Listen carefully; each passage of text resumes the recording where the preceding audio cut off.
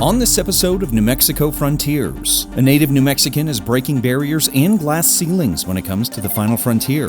Her amazing journey and the next generation she's looking for. And students in northern New Mexico are lending a hand to help those suffering from Parkinson's. Hacking a discovery born at Stanford University. Plus, a decades-old program giving middle and high schoolers a leg up on technology could disappear. The story of what they're doing to save it starts right now. This is New Mexico Frontiers. Presented by Veris Research. Hello and welcome to New Mexico Frontiers. I'm Chad Brummett. What started as a recruiting program for Los Alamos National Labs has become a staple in computer education throughout the state. But now the Supercomputing Challenge faces its biggest adversary, as its funding could be running out. Technology is developing at a breakneck speed, and computer science is leading the revolution. Can you believe that just over 10 years ago, Apple released their first iPad, and Windows 10 wasn't even on the market? And with the accelerated growth of social media mixed with machine learning and artificial intelligence, ensuring the next generation is up to speed on that technology is paramount. It's just amazing to me where their minds and their curiosity takes them. Karen Glennon has devoted the past 24 years of her life cultivating young tech minds through the Supercomputing Challenge. The program runs the full academic year, encouraging middle and high school students to solve real-world problems through computer technologies. For 34 years, the challenge has brought on 12,000 students from across the state, and the 2023-2024 challenge had more than 150 participants, with an increasing number of those students being girls. It was one of my 8th grade recruits from Jackson, and then she continued to come back to Jackson to do the challenge through her high school time. That student, Kyrene White, is now enrolled at UNM. I think it was really valuable, and I can really see those effects now in college, especially scientific document writing is easier to me. But that could soon be changing. We're going out and looking for support everywhere we can find it. Again, part of the question is, well, if we support you this year, you're still going to be around the year after. Is this an investment that's just going to terminate or not? And right now, we don't have an answer to that question. Members of the Supercomputing Challenge went before legislators in August to share why the challenge is so important. For years, the state helped fund the program through the labs and New Mexico Tech. However, that funding could disappear in 2025. And if it does, the Supercomputing Challenge could power down for good. I think it's really important to keep it going because a lot of people struggle in college, and I felt like I have not struggled as much because of the program. Not only does the Supercomputing Challenge train the next generation of technologists, with the growth of AI and machine learning and all of this now, this is so important to the future of this state and the country and of the students. It's also training the teachers, giving them state-of-the-art instruction through a 2-week summer institute, teaming them up with the experts in the labs before the challenge kicks off. I don't think that I have ever had a more intense and exhilarating and completely just fulfilling ability to be able to learn from others who are just like me, who had done all of the college that we'd done, but we're all part of the same thing. And it allowed me then to take back to my classroom. While the financial goals of certain stakeholders may have changed, the mission of the Supercomputing Challenge has not. They are still focused on training and recruitment, with the ultimate goal of keeping those brilliant minds of tomorrow working here in New Mexico, something that inspired the program's founder, former Lanel director Sig Heckler. Sig was looking forward and saying, we need to really start teaching kids in high school the skills that they're going to need to expand on in college so that when they get out of college, they can come and work for Los Alamos. And while institutions like Lanel, Sandia, and other research facilities will reap the rewards of well-trained employees down the line, educators like Glennon are seeing a return on their investment in real time. We have just a whole number of kids who return to me, and I can only imagine what the other teachers around the state are feeling with those students who also contact and say, this is what I'm doing now, look what I am. And it's wonderful to watch them do that. State Representative Christine Chandler has sponsored a bill to keep the challenge's funding in place through 2025. With it, they will be able to continue the training for students and teachers, as well as retain the program's executive director position. Coming up, Sandia National Labs is growing the next generation of climate scientists and engineers for future careers in the field. And later, find out how students in Espanola are hacking technology from Stanford to help those suffering from Parkinson's. New Mexico Frontiers will be right back. Veris Research is the title sponsor of New Mexico Frontiers. Veris Research was founded on the idea to have a culture and an environment where talented people could come to pursue their passions. If you are passionate about technology and want to make a difference, join our team at Veris Research. Let's create solutions that matter.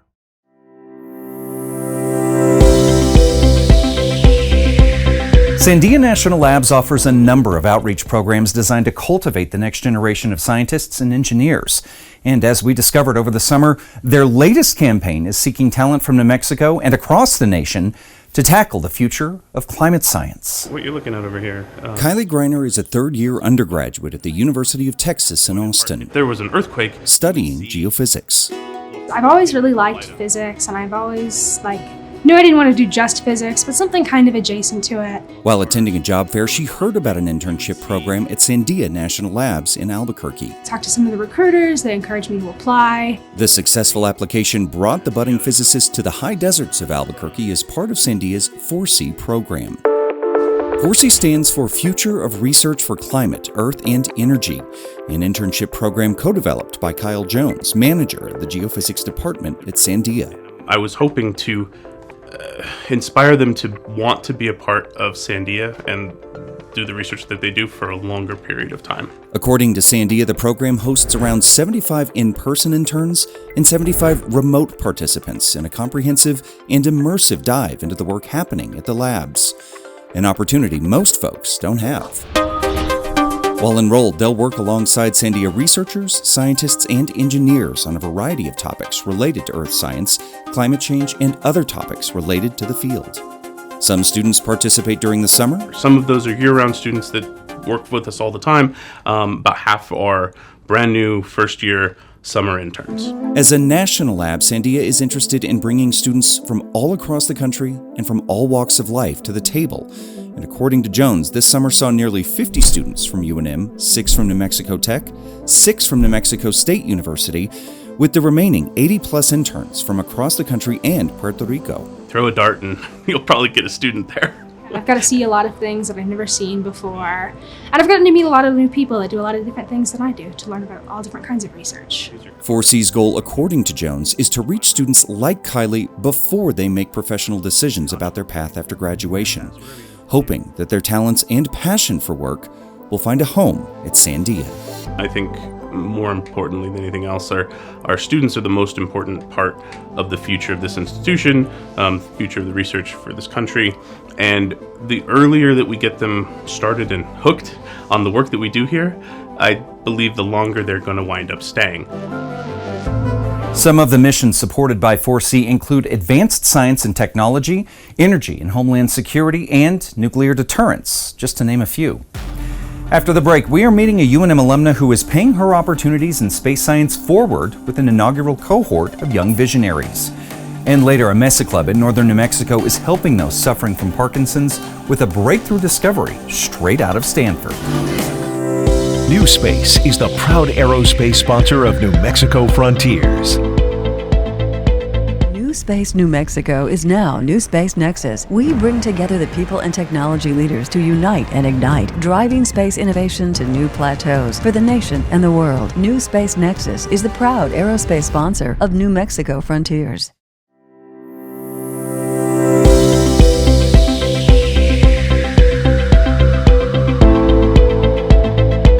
New Mexico is playing a crucial role in the ever-growing Space Valley. The Southwestern collective of private and governmental agencies are constantly looking for the best minds emerging from colleges and universities to fill a variety of jobs. We had a chance to speak to a UNM alum that is on a mission to inspire women just like her to reach for the stars. The privatization of space has opened doors once thought impenetrable, unless you are an astronaut, a rocket scientist, or an engineer. But it's not just companies that are diversifying in the ever-evolving final frontier. It's the people pushing the launch buttons of their dreams and aspirations and inviting others to join in. The recent commercialization of space has allowed for some of those non-traditional people to get involved. Raven Otero Symphony's journey to the stars didn't start in the lab, it started in the music hall. Entering the University of New Mexico as a music major, she found the mathematic elements of music theory had an unlikely relationship with statistics. But even statistics is a stretch when we're talking about space, right? For me, I was definitely under the impression that space was astronauts. However, that paradigm changed for her when she received the prestigious and highly competitive Brooke Owens Fellowship in 2022. Women and gender minority fellows are offered internship and mentorships in the aerospace field, with Otero Symphony being the first New Mexican to participate. I got to meet some of my peers in other states and around the world that are doing incredible things. And it also opened up the doors for me to be a part of so many other programs that I now want to pass on to other New Mexicans, because I might have been the first New Mexican Brooke Owens Fellow, but I don't want to be the last. She is now paying it forward by launching Scope New Mexico, an inaugural online cohort that will bring together high school and college students for virtual sessions once a month. When I got on the scene about a year and a half ago, I wasn't seeing a lot of activity in terms of student involvement, and so Scope New Mexico is one of those ways I'm trying to address that, because space industry at large is challenged with the talent pool, and students are ripe for that. Otero Symphony says that the idea of space being strictly for NASA and for astronauts is changing. And while they are still a critical component to the space equation, there are a lot more factors in today's orbit. It's also everything from telecommunications to infrastructure, right? From your phone, the way you get your GPS, to even the origin of athletic shoes, to the way we grow our food, how we design our cities, our transportation, those all have heavy dependence on space. And to fill the gap, she is looking for all walks of life, especially girls like her, that grew up in the backyards of Albuquerque gazing up at the stars. I'm a proud Neo-Mexicana. I have really strong family roots here, and when I see a need, I feel compelled to help address it in any way that I can.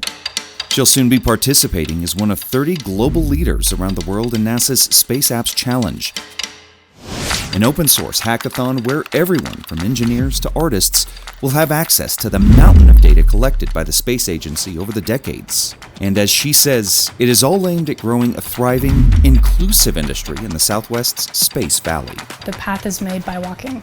As I get older, it starts to become more of a reality check for me that nobody has the answer, and that can be scary at times, but it's also very freeing to experiment and allow yourself to grow and test different parts of yourself and the world around you. Otero Symphony was actually accepted to the prestigious International Space University in France, and she turned that opportunity down to plant professional roots right here in her home state. Well, after the break, we're getting a first-hand view of a glove that could mean relief to those suffering from Parkinson's. New Mexico Frontiers will be right back.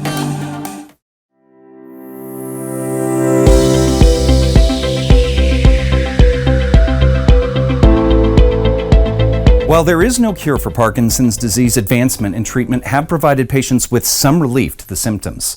And as we discovered, students in northern New Mexico are tackling the treatment, inspired by research being done at Stanford University. It's a big day for Santa Fe resident Eduardo Zambrano. Look who's here! He's here at Northern New Mexico College waiting for a potentially life-changing technology. The team is ready for you, man. Developed by the most unlikely of engineers. I was walking into my physical therapy room and I was bent over my head was almost touching the ground. I was bent over at the waist, and the physical therapist said, "Ed, look at you, you look like an old man." And I looked at myself and my head was almost touching the ground. Eduardo was diagnosed with Parkinson's disease about 10 years ago. As he says, it began to present itself with a stooped posture and rigid muscles, just two of the numerous symptoms caused by the disease. A common cold has 3 symptoms. Fever, runny nose, aches and pains. Parkinson's is 22.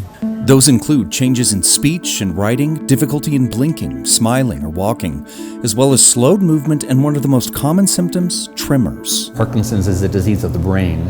Cells that deliver dopamine to motor control circuits have died, and the motor control circuits are now in kind of free reign.